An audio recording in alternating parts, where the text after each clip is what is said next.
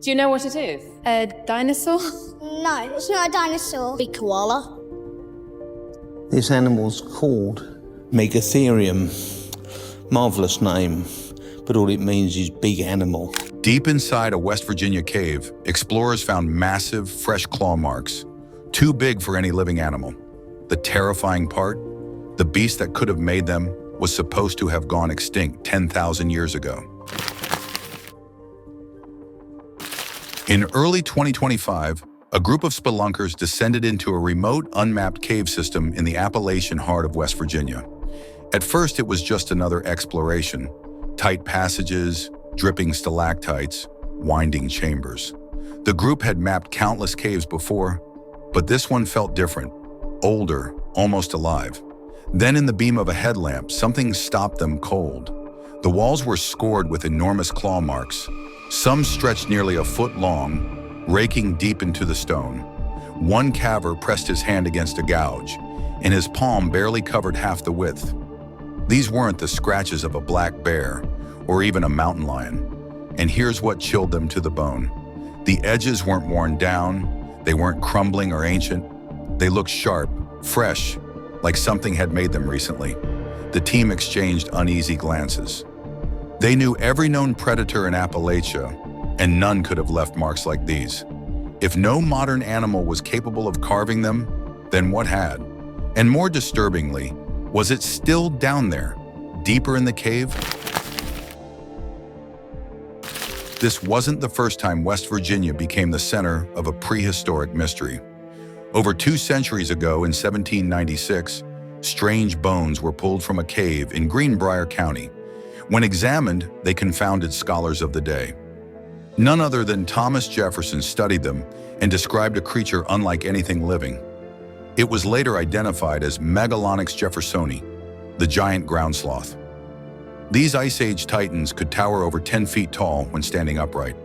With massive claws and a barrel-sized body, they were slow but formidable, powerful enough to topple trees and dig deep burrows. Jefferson's announcement was so groundbreaking that the animal was named after him. The discovery cemented Appalachia as a land of ancient giants, but science eventually concluded that these colossal sloths disappeared at least 10,000 years ago, along with mastodons and saber-toothed cats. So when explorers in 2025 find claw marks that look brand new, claw marks strikingly similar in size and shape to the fossilized claws of Megalonyx, how do we explain it? Is history repeating itself, or has history never really ended? We reached out to experts for answers. Dr. Emily Carter, paleontologist at the Smithsonian, was cautious but intrigued. She told us, if these marks are truly fresh, it would be the paleontological find of the century. The implications would be staggering. Dr. Kevin Adkins, a West Virginia researcher who unearthed a giant sloth skull in Putnam County just a few years ago, was even more blunt. We know ground sloths survived here until the end of the Ice Age, and he said, but fresh evidence? That's unprecedented. Both experts admitted the marks were far too big for modern wildlife, yet neither could fully accept what they seemed to suggest. For now, their stance is simple. More testing is needed. Still, the unease in their voices said it all. Something about this discovery doesn't add up, and for locals living near the caves, it only confirmed what they've whispered for decades, that something ancient might still move in the shadows. One of the cavers later gave a chilling account of what happened after they saw the claw marks. His voice was shaken as he recalled, "We heard something moving in the dark, heavy, slow, like nothing I've ever heard before.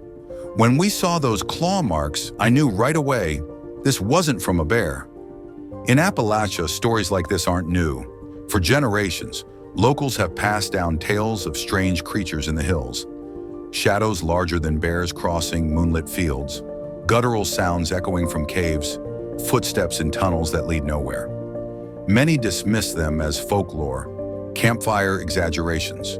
But every legend starts somewhere, and in this case, the testimony comes not from thrill seekers, but seasoned cavers who know the wilderness better than most.